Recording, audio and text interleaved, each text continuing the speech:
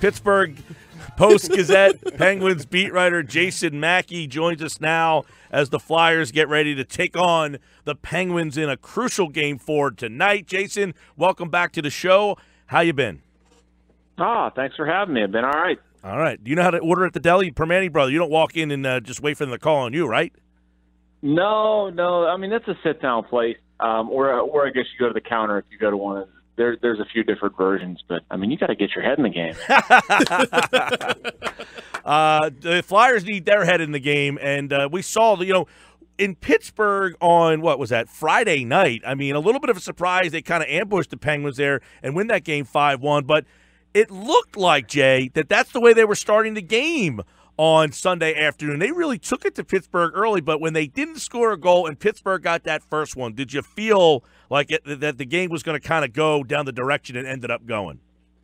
Yeah, I did. And one of the reasons I thought, obviously that they didn't score the goal, but one of the reasons the Penguins hung in there and we sort of saw what we saw was the play of Matt Murray. The Penguins weren't great in front of him, but I thought he was incredible early on. And, I don't want to use the term demoralizing or whatever, but I mean, that was a big swing for the Flyers to come out and basically throw everything they had at the Penguins, and the Penguins held the fort. And I think the first intermission kind of allowed them to regather themselves, and especially how Crosby got that goal and whatever. I thought that was a big shot of adrenaline for them, and like you're saying, changed the momentum in their favor. The Murray save on Patrick, I thought that was the changer. Right? I mean, if Patrick gets that goal, that's a different game in that situation. That save may have changed this series around. He's made a couple saves in this series that I feel like have, either changed it or allowed it to stay the same. But the Patrick one was, oh, boy. And that building was so cool, such a great atmosphere. Everybody's charged up. And, yeah, I feel like you get that one, who knows what happens from there. Feels like the floodgates would have opened. And honestly, I was thinking about this. Like, if it wasn't for Matt Murray, I mean, that's easily a 3-0 Penguins deficit. And at that point in a playoff game, you'd have to think it's over. It's going to be interesting tonight to see what happens with Sean Couturier. A weird situation in practice yesterday, Jason. I'm sure you've seen the video, and I mean, he's a game-time decision. But they were going to make some changes to the lines anyway. At this stage of the game, though, is the common theme that Pittsburgh's just a flat-out better team regardless of what Philly does, or do you think there is some adjustment they can make to win this game tonight?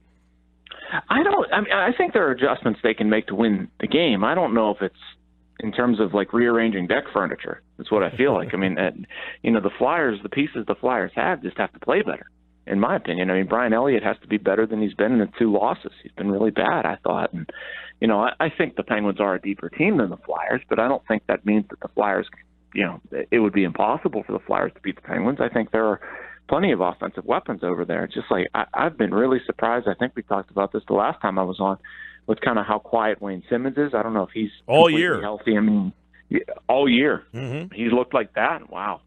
I mean, he had a hat trick on opening. He had a hat trick in L.A. on opening night, and I don't remember a goal since. Wow. I mean, that's surprising. You expect more from him. And, yeah. I mean, if the Flyers stars are going to perform at the level that they've performed at so far this series, then no, I don't think there's a snowball's chance in hell of the Flyers winning the series. But I don't know.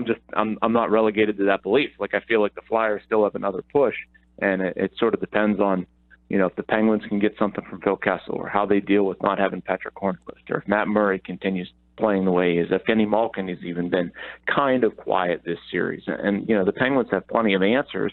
I feel like it's, how they're going to weather this next push from the Flyers. I think it'll come at some point tonight, probably early.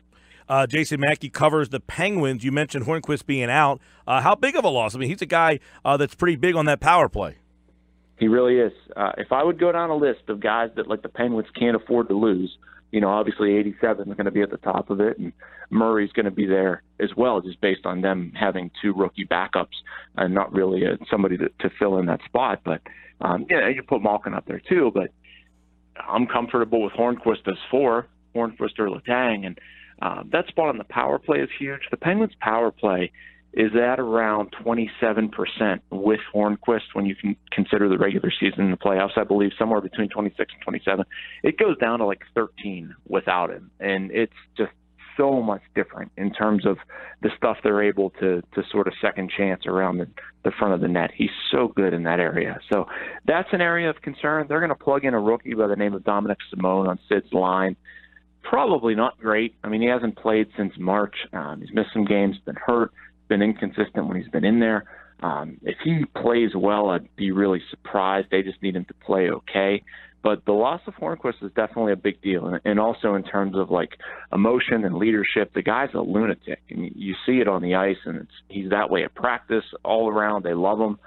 So it is definitely a significant loss for them. Hey, what would you say in the 3 games, how would you kind of surmise why Giroux seemingly is struggling in this series? I mean, it seems he's only got 2 goals in the playoffs since 2012, going back to that series they played Pittsburgh then.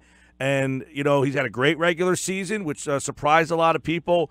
But what are you seeing as the reason that Giroux is struggling in this series?